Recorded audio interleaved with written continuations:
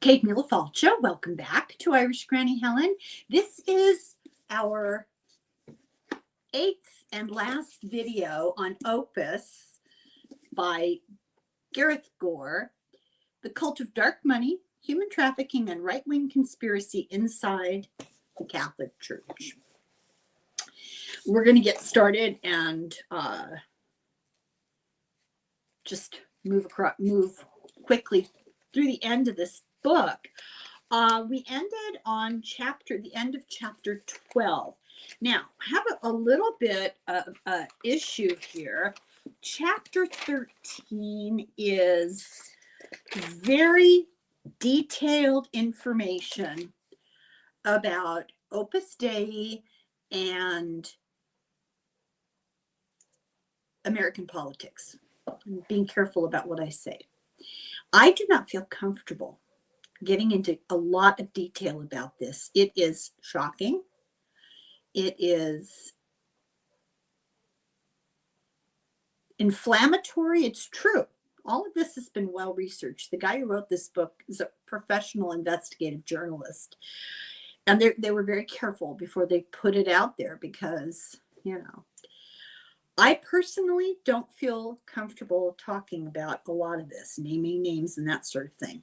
So chapter 13 in the book, if you want to know what it's about, you'll have to read it. But I am going to take a few things out of it, just quickly synopsize them, kind of get you started on the path.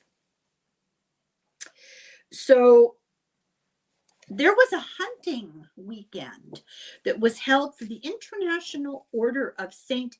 Hubertus, who it was a secret elite Roman Catholic hunters group. Their motto was Deum diligite animalia diligentes, which means honoring God by honoring his creatures. No irony involved. They went to a remote ranch 15 miles from the Mexican border on President's Day weekend for this event. All expenses paid. Justice Scalia went and they found him dead in his bed the next morning. He died in his sleep. And when that happened, Opus Dei lost what they called a powerful U.S. ally. Leonard Leo, Federalist Society guy, now very important in Opus Dei, was close to Scalia, and he was one of the first to be told of what had happened. Both of them, Scalia and Leo, were rabid originalists, very extreme right-wing Catholics, and foes of things like Roe v. Wade. Scalia was a regular at Federalist Society's gatherings, especially the annual dinner, and Leo reciprocated, paid him for that with things like the trip. They'd gone to Montana, they'd gone hunting in Colorado, and this death gave Obama the opportunity to end 40 years of Democrats being outnumbered in the court. But we all know what happened with that when McConnell said, well, it's only 9 months till the election. That's too soon, too close. We want to give the American people the opportunity to pick who they wanted. And Ted Cruz reaffirmed that the very night that was announced by McConnell. They had the Republican debate and Ted Cruz brought that up. Leo actually had put Cruz at the top of the list of possible candidates for a position on the Supreme Court. Father Connor of Opus Dei, he made statements that Scalia's top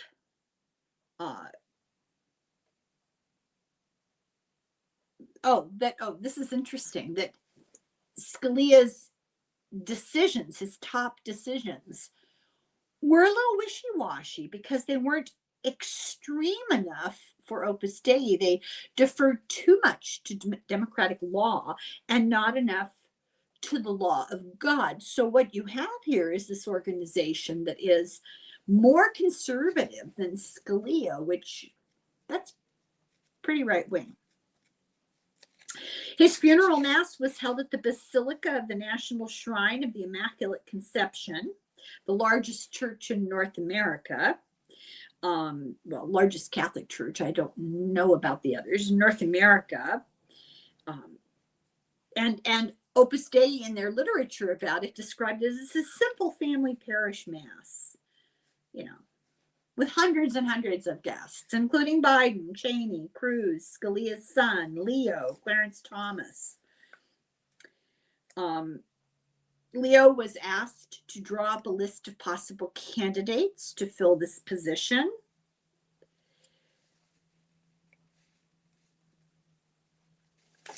The federal, I'm skipping things that are too sensitive, so you'll have to forgive me here for a minute.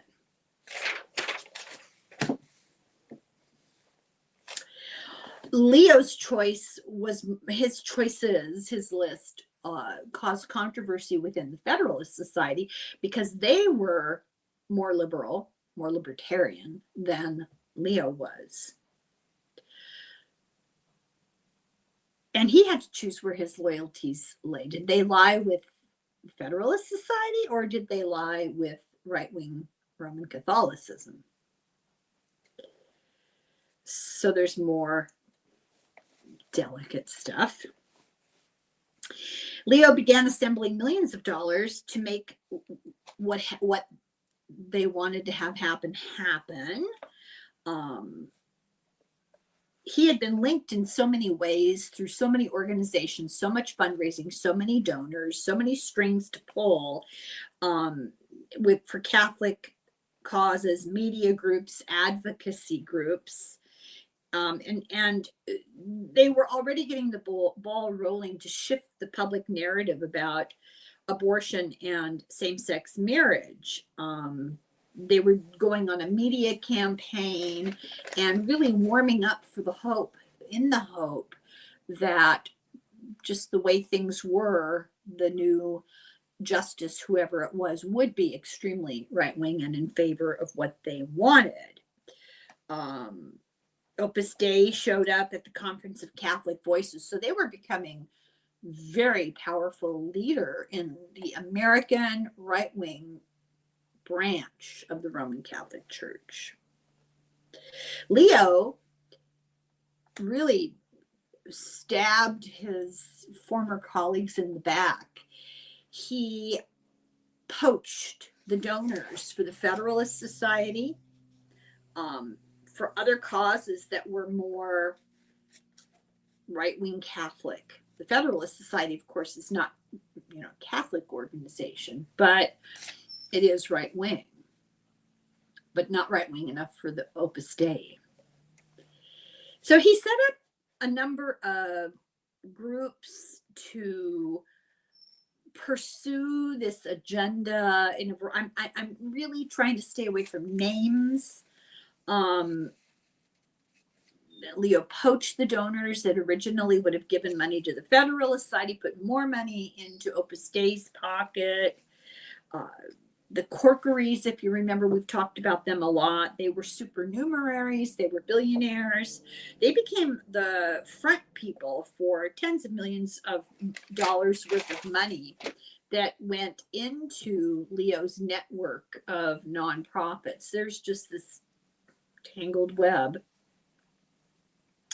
And it helped very much to hide his involvement in the confirmation of various justices.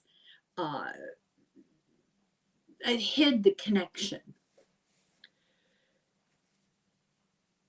He actually donated $17 million to stop Obama from replacing Scalia. They gave $600 million to right-wing causes, and this is the dark money, that Senator Whitehouse is always talking about. It's part of it. So they're becoming more and more, I'm trying to summarize this without talking about too much detail, becoming way more influential in the halls of power. Let's put it that way.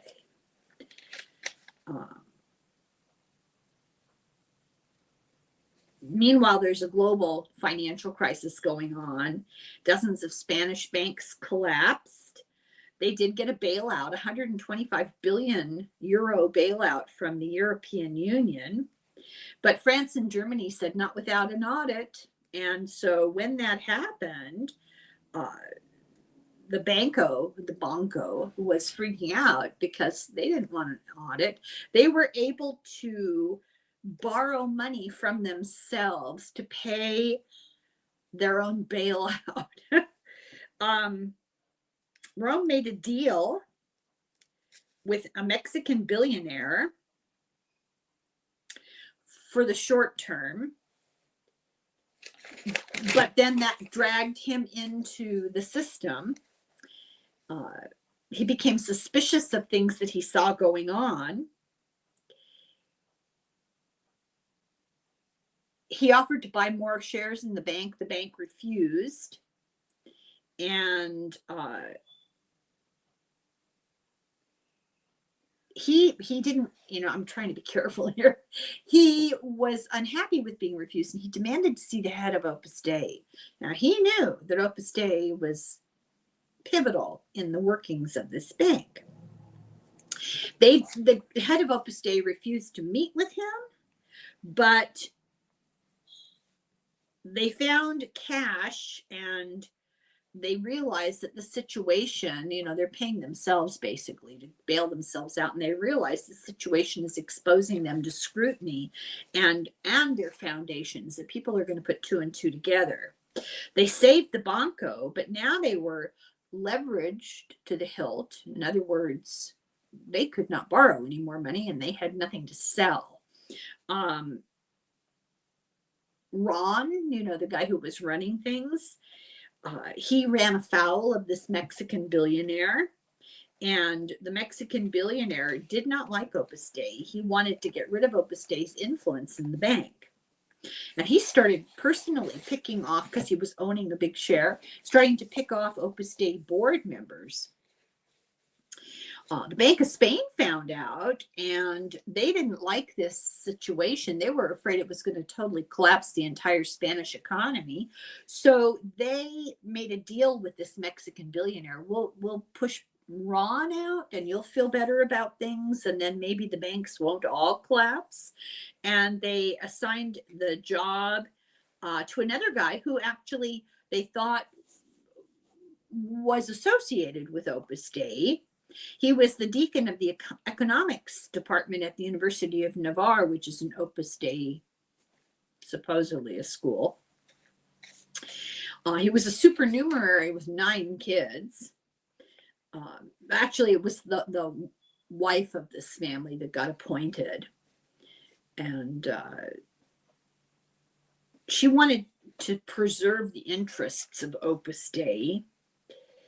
So there was this increasing network between Opus Dei and politics, Opus Dei and economic stability of countries, and their right-wing influence in the United States was coming up against democracy and up against also the Vatican. The American Catholic Church was becoming more and more influenced by, not dominated by, but really influenced by this vocal contingent of extreme Opus Dei supporters and running afoul of the Vatican. Now, that's not really the end of that chapter. It goes into quite a bit of detail about politics, and I'm choosing not to talk about it, but I think you get the gist. The important gist is the tentacles are going out farther and deeper and more embedded and more difficult to identify and remove. So we're on chapter 14 called Uprising. So we're starting with a young woman, Lucia Jimenez, who was recruited at the age of 13 from a poverty-stricken village in Uruguay. This is what Opus Dei did. offering the opportunity to get into the hotel and hospitality world. She was made a numerary assistant, which is unpaid domestic help, is what they basically were. She was lured by the promise of an education, but she was put into domestic servitude. And once she had that position, there was enormous pressure to join Opus Dei. And she was 13 when it started. So you can imagine. She was told these sorts of things. Jesus died for us. You are so selfish. Give your heart to God. So she acquiesced. No opportunities, no options. She was, now, when you hear the details of this, and this is one story and it happened over and over and over again, you realize what we're listening to, what we're really looking at. I want to be careful of the terminology I use. She was flown by private plane to Argentina and entered into 2 decades of unpaid domestic servitude. She was trying to leave over time. As she got older, she attempted to leave. She was told that this was the temptation of the devil. You don't love Jesus enough. You need help, and they medicated her. Eventually, at the age of 32, she was able to break away.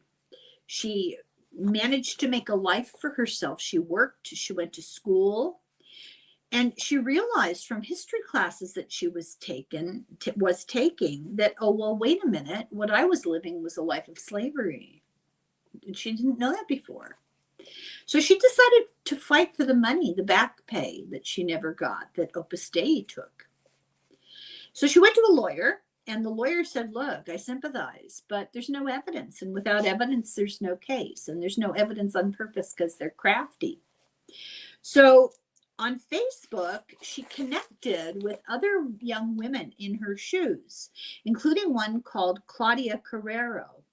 And in 2020, this group of young women hired a lawyer called Sebastian Saul in Buenos Aires. He had many important jobs. He had a little finger in every pot kind of situation. One of them was he worked for the UN Convention Against Corruption. And his sideline was he would go to court and represent numerary assistants who were seeking back pay. So he knew how Opus Dei worked because he himself had been a numerary. So he had been groomed. He was in law school, and they approached him, as they often did, through a residence hall. He very quickly, though, felt uncomfortable. He sensed something was wrong, and he quickly realized the trap that was being set, that he was being pressured, he was love bombed, and they were using personal information against him that they got in sort of counseling private sessions.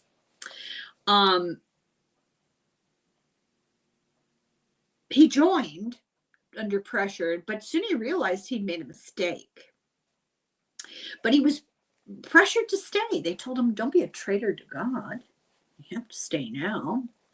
So he secretly, this guy had a lot of personal strength. Secretly, he applied to the University of Pennsylvania, and he got in. And so Opus Dei, of course, stepped in and said, well, we'll put you up in a residence. And they put him up in the residence in Princeton with Father McCloskey. And he didn't really like McCloskey. He found him racist and inappropriate. He wrote to New York. He wrote to Rome complaining and got no reply. Now, meanwhile, he's living in this residence in Princeton and taking one-way train and over an hour every day to go to school.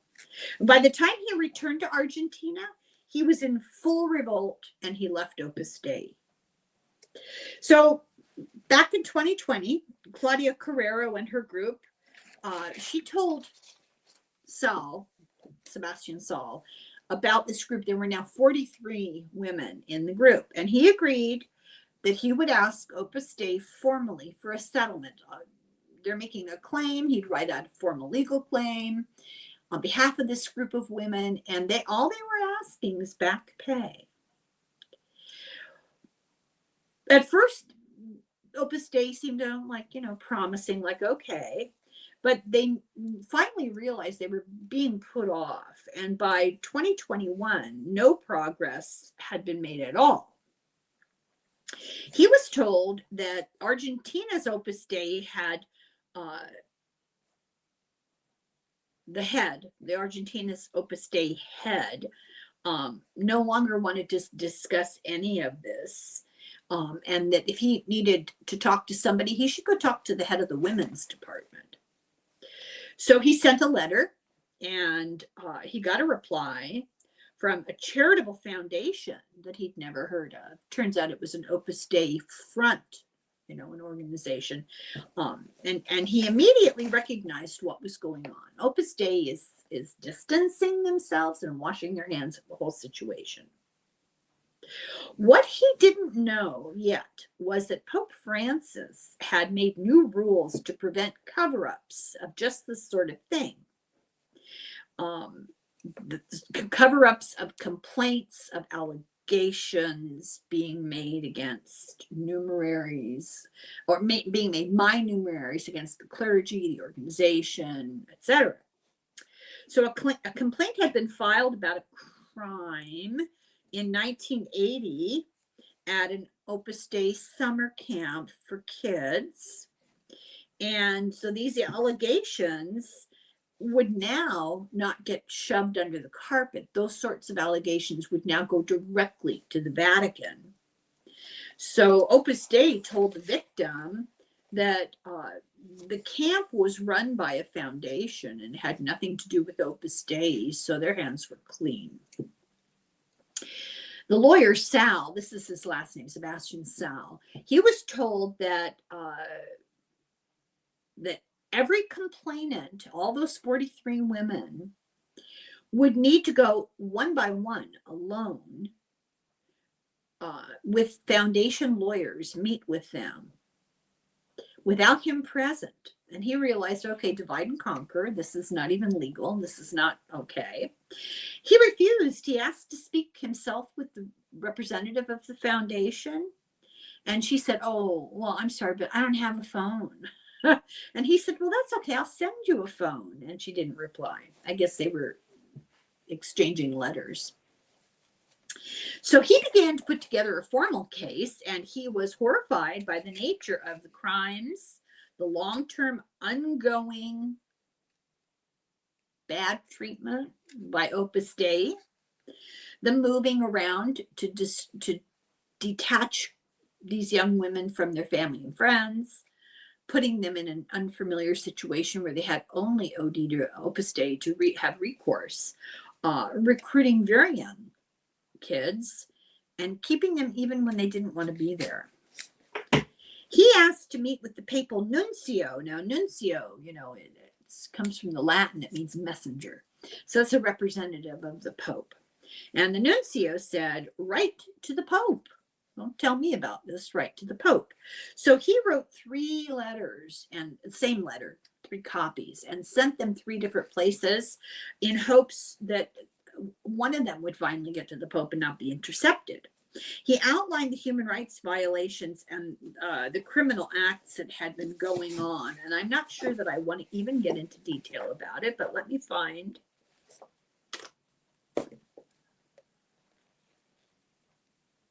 Well, this is in general, these are the crimes: enslavement, privacy infringements, trafficking, the employment of minors, deception, captivity, denial of access to medical care, control over access to the media, and general exploitation. He made 4 specific requests to Pope Francis: that Opus Dei recognize the abuses committed, that they admit it, that it apologize to the women for the suffering that it caused, that it compensate them, and that it take measures to ensure that such violations never happened again. They got no reply.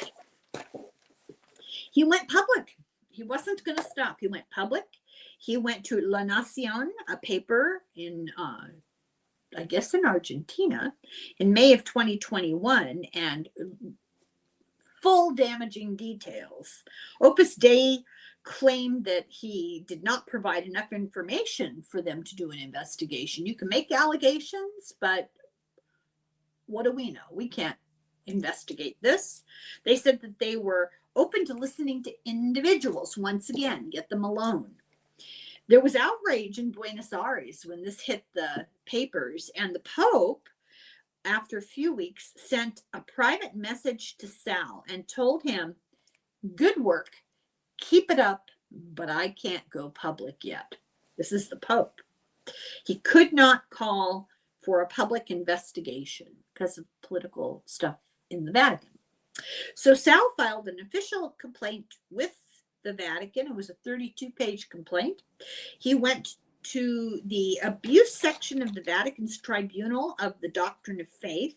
He detailed the treatment from 1974 to 2015 in various different countries. He named heads of Opus Dei in various areas that were complicit, and 24 priests who knew and said nothing.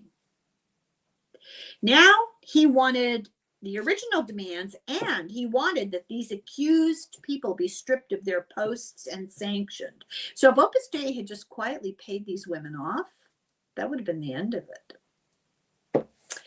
So what started out as a straightforward attempt at a financial settlement for decades of money owed, it now was a huge issue, all the way to the top, very public, and a huge scandal. The Associated Press published the story, including their own interviews that they did with some of the women. They talked to Lucia Jimenez. It became international front page news, but not in the United States. It was the day that this all broke in a firestorm globally. Was the day that Steve Bannon was charged with contempt of Congress, and this story got pushed to the sidelines. I remember vaguely reading something about a group of women suing Opus Dei. I remember that. And I don't remember following up on it. This is what was going on. There's so little attention was paid in the United States that Opus Dei continued with huge fundraisers on the Information Center for a multi-million-dollar renovation of the Catholic Information Center in the chapel in D.C. They called this campaign, this is just too much. They called the campaign the St. Joseph the Builder campaign. They wanted to create a premier space for Roman Catholics to gather in downtown Washington, D.C. They were capitalizing on the prominence of Opus Dei in D.C. Opus Dei offered a home for D.C. Roman Catholic conservatives. The first year that they had the St. Thomas More Chair Award, they gave it to Bill Barr. The book discusses Opus Dei and U.S. political work done with prominent names concerned that they would lose power or influence after 2020. Their motto was, these are names you would recognize at the top in D.C., behind the scenes communicating with each other, saying things like, do not concede. This is after 2020. This is all good against evil. And you know to what I'm referring, what conflict I'm referring to. Leo and the Corkeries, they played a pivotal deal in the money role behind January 6th. Opus Dei pushed the culture war narrative against what they called militant secularism. They ignored Pope Francis's appeal for a call for compassion, reconciliation, and healing. They increased their right-wing rhetorical, ideological rhetoric, talking about the organized destruction of religion that was going on. And Barr was making speeches that sounded just like the speeches of Escrivá and Portillo in the past. And now they had SCOTUS. Leo was being called the third most powerful man in the world, who nobody knows about. It's fascinating to me that he is so little known in mainstream American attention. He became very rich, whole other level. He had a lavish lifestyle, tons of money from the networking of all these foundations and boards. He got paid for all this stuff from a variety of different organizations, conservative causes. He bought not one, but 2 new mansions in Maine, 4 new cars. He hired a personal wine buyer and personal wine locker. He got $1.6 billion in a bequest from a former Federalist donor called Barry Seed, or Side, I'm not sure, S-E-I-D. This was a huge betrayal of the Federalist Society. And it made Leo as rich as some of the top donors that were running things. Opus Dei benefited greatly, especially the Catholic Information Center. It increased its power, prominence, and influence. This network of dark money, the influence of it spread dramatically, especially to academic institutions, because as we've talked about so often, their goal was to get them when they're young. They gathered information on cardinals, and this was called the Red Hat Report. They hired former FBI and CIA to get this information. Opus Dei was vocal about the failings of the Roman Catholic Church and the failings of the Vatican leadership. They pushed the idea of a wealthy laity being better able to be the voice of the church because they were better funded, and they actually explicitly said it that way. Let's just start ignoring the clergy and the Vatican. They are not as well situated as we, the top members of Opus Dei, because ideologically we're correct and they're not. And financially, we have more money. We're better funded. They did a lot of spying on people, and they called it research. The conservative Americans, people like Leo, Rick Santorum, guy called Hahn, they're pushing for reform of the Catholic Church. The Napa Institute conference was held. Pope Francis called it an honor that Americans were attacking him at this conference. It's interesting because I didn't know this specific stuff. I had a feeling about this, but I didn't know this specifically until I read this chapter the other day. And I have been predicting for a couple of years that a schism was coming in the American Catholic Church. Just felt like every time I pick up a paper and saw something about an American cardinal, my blinking red lights would go off. And I think we're going to see that if things continue. Opus Dei's top brass were cozy with the American far right. Leo's daughter, now here, this is very sad. He had a daughter who was born with some sort of a disability. I used to know and I forget. I don't know if it was cerebral palsy. I just don't remember. But as a young teenager, she died. They're trying to turn her into saint. So Leo's daughter's portrait held an eminent place in the new redone Catholic Information Center. They passed out prayer cards that said, "Margaret Leo of McLean, pray for us." She was also heavily featured in a book, Letters and Suffering Souls. Children whose short lives point us to Christ. It's a book of miracles. To be a saint, you have to be associated with miracles. This book was by a guy called Austin Roos. This is the same guy writing about these children who are performing miracles, who publicly ridiculed a 13-year-old with a stutter, who said women should not vote, who was homophobic and advocated executions for left-wing academics. Not my words, YouTube. This is what this guy, Austin Roos, said. Hardly Christian love, compassion, and respect. So there is talk of making Leonard Leo's daughter a saint. They then gave him the Catholic Information Center John Paul II New Evangelization Award in 2022 because of what he did for traditional values, especially the right to life. At the event, $25,000 a table. Leo called them, the Catholics present, with $25,000 each for the table. They call them the oppressed minority. He says there is a large-scale campaign to drive Roman Catholicism out of communities.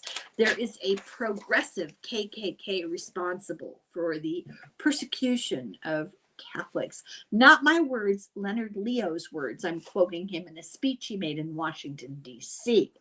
He outlined a Roman Catholic version of the Seven Mountain Mandate. He didn't call it that, but that's what it is. To end wokeism and crush liberal dominance in our culture and our society. So hang on a second. Let me see what I got here.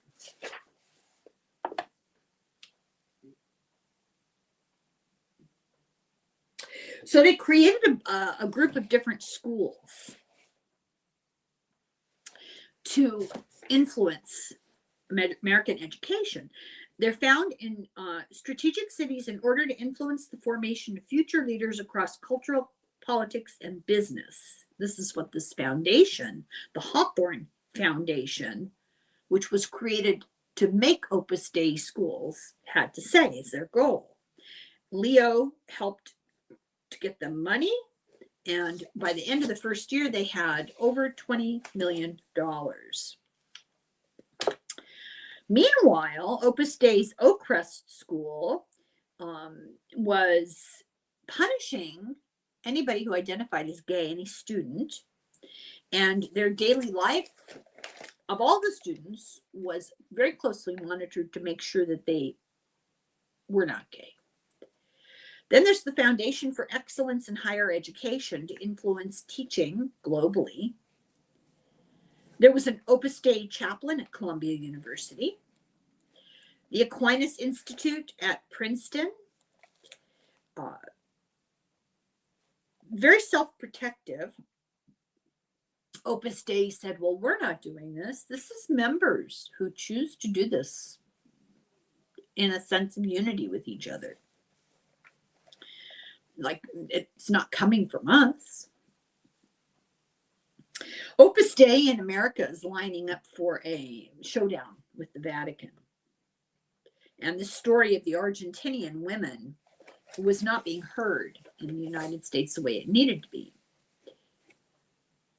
Pope Francis threatened action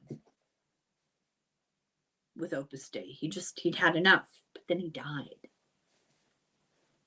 Meanwhile, Opus Dei had expanded and was now doing business with this company called LVMH.